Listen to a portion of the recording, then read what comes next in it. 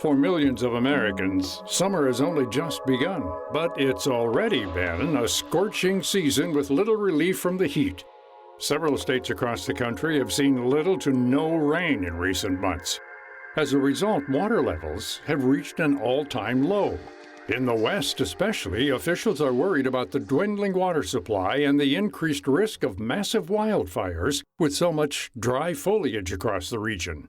In fact, several western states have already moved to ban the use of fireworks for the upcoming July 4th holiday.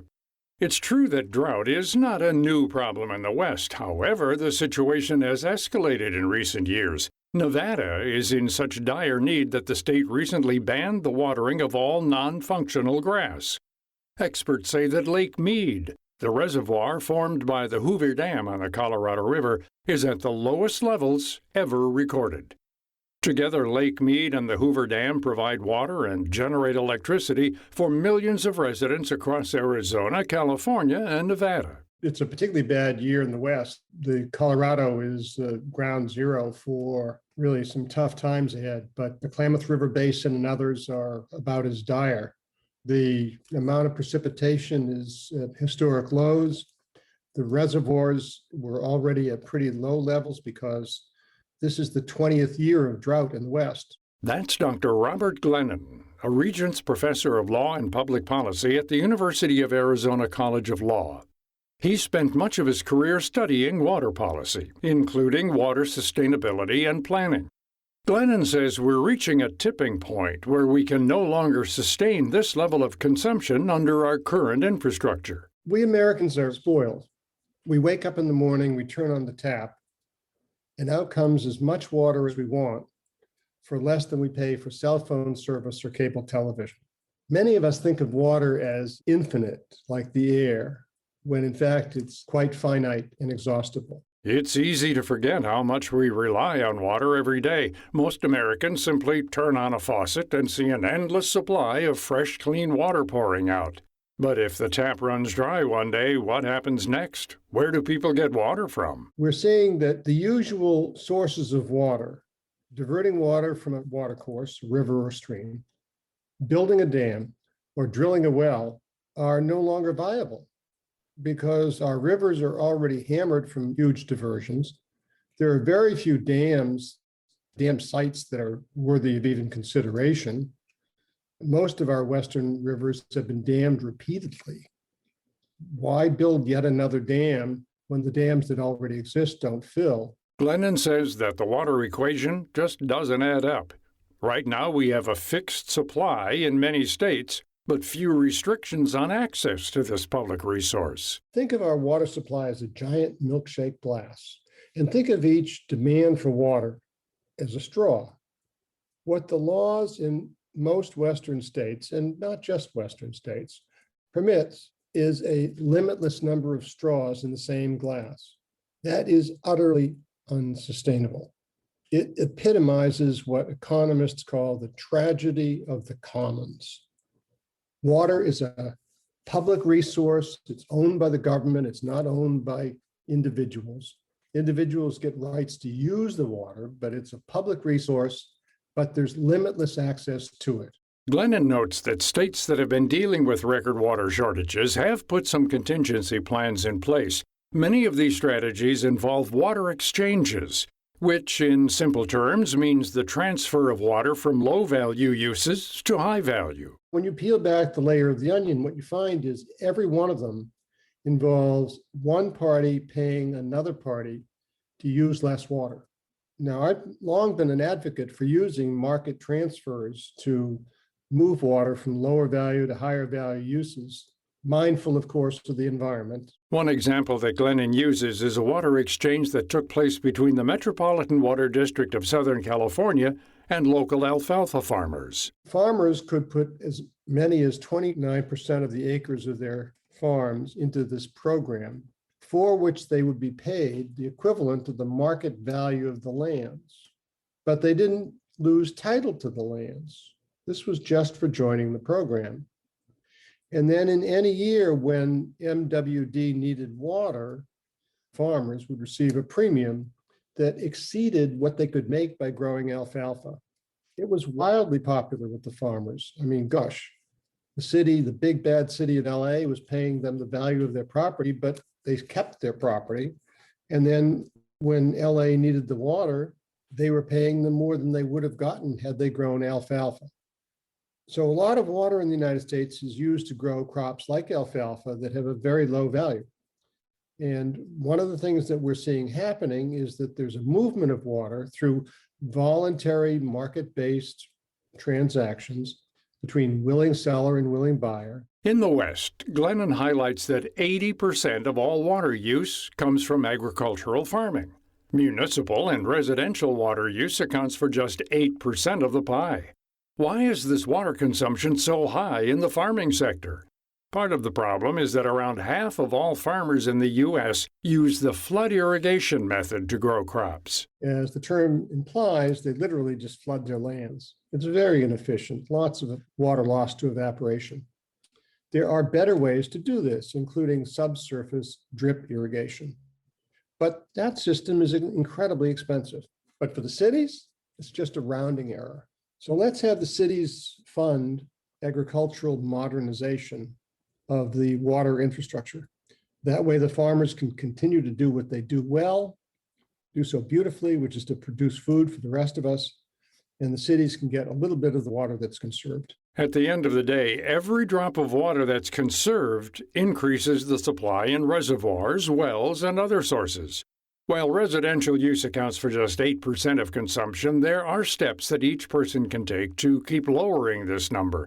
Glennon points to some easy switches you can make around the house. First, stop using your food disposal in your kitchen sink. If you use that food disposal for 2 minutes a day, over the course of a month, you may use 200 gallons of water just to get rid of food scraps. Well, put the food scraps in the trash or in your compost pile, but don't use the food disposal to get rid of food scraps. The second thing your listeners could do is to turn off a light, because electricity and water are so powerfully connected, and a single 60-watt incandescent bulb that burns for 12 hours a day may, by the end of the year, require 6,300 gallons of water to produce the electricity to run it.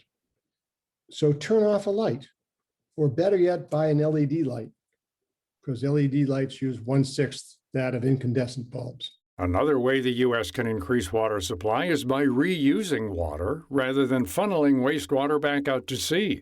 Glennon points to the city of Los Angeles, which recently changed its wastewater practices. The city has decided to take the water from its Hyperion treatment plant, which is a huge plant that generates a water flow of treated water equal to the 7th largest river in the United States. And until now, virtually every drop of that water gets dumped in the Pacific Ocean. Clearly, that's absurd with water shortages. And the city has recognized this and decided they're going to take steps to keep the water and to use it around the city. Another tool in the toolbox for increasing water supply is the desalinization of ocean water. This means removing the salt from water through evaporation, reverse osmosis, or other methods. However, Glennon says that the process is still in development and is not yet feasible for widespread use. It's enormously expensive. It's incredibly energy intensive. And you have the problem of what do you do with the salt that is left over? And that is a substantial environmental hurdle. If you have an important use for it and few other options, desal will be part of the solution. There isn't just one answer to solving the water crisis in the West. It requires a multi-pronged approach, ranging from conservation and reuse to the development of new technology. Glennon highlights one place in the West that is effectively employing some of these methods: Sin City. People look to it and say, oh, well, that's a terrible city, and look at their fountains and their canals, and they just waste water like crazy. But the Bellagio fountain and many of those canals use recycled water. And the casinos themselves and the hotels all have low flow fixtures. The Strip actually uses only 3% of Las Vegas's water, and yet they're the economic driver of the entire state. The city has put maybe $300 million into paying people to rip out lawns, paying people to rip out lawns. So the future is Las Vegas. We can grow, we can have a vibrant economy, but we can't do it in the way that we have been acting. We need to change. But in the end of the day, I'm optimistic because as large as the challenge is, we have the tools in our kit to address it. And now what we need is the moral courage and the political will to act. Water is an essential resource, and every human on Earth needs it to live. This summer, whether you live in the West or not, take steps to use less water whenever you can. To find out more about this topic and our guest, Dr. Robert Glennon, visit viewpointsradio.org.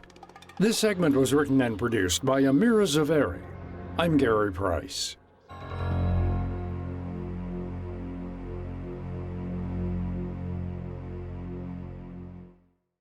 COVID-19 vaccines are rolling out, and many Americans are looking forward to getting back to normal. However, chronic stress of the past year can impact memory, mood, and anxiety. So during June, Alzheimer's and Brain Awareness Month, the Alzheimer's Association reminds you to make brain health a priority. Beth Kallmeyer, Vice President of Care and Support for the Alzheimer's Association, has tips to restore mental well-being. First, think about recommitting to brain-healthy basics, like regular exercise, a heart-healthy diet, and getting plenty of sleep. Try to unplug from technology every night. Do what you can to manage your own stress, especially if you're a caregiver for a person living with Alzheimer's or dementia. And return to normal at your own pace by taking small steps and setting boundaries. Kallmeyer says it also helps the brain to help others by volunteering in your community. For example, by supporting the Alzheimer's Association's The Longest Day event, June 20th. Find out more about Alzheimer's and Brain Awareness Month at alz.org. Chuck E. Cheese needs you. They're hiring 5,000 employees nationwide this summer. As a work today, get paid tomorrow employer, Chuck E. Cheese gives its employees the ability to access up to $500 of their earned wages instantly after their first week of employment. Matt Daniel, Senior Entertainment Manager for CEC Entertainment, says it's a great place to start a meaningful career. 80% of current Chuck E. Cheese restaurant managers grew up in the company. I began as a game room attendant. It's a fun place to work, a second family, and a great career. Chuck E. Cheese also offers an incredible referral bonus of $1,500 for certain positions. Other benefits for eligible employees include medical, dental, scholarships, discounts, and 401k savings plans. Find out more at chuckejobs.com. That's chuckejobs.com, or text CHEESE to 58046 for a complete listing of open positions. Message and data rates may apply. Men with an enlarged prostate, also known as BPH, often experience urinary symptoms that significantly impact their quality of life. In a recent survey sponsored by Teleflex, nearly half of men with urinary symptoms said their urgent and frequent need to urinate makes them avoid activities they enjoy. 70% said their daytime energy level is impacted by having to urinate frequently at night.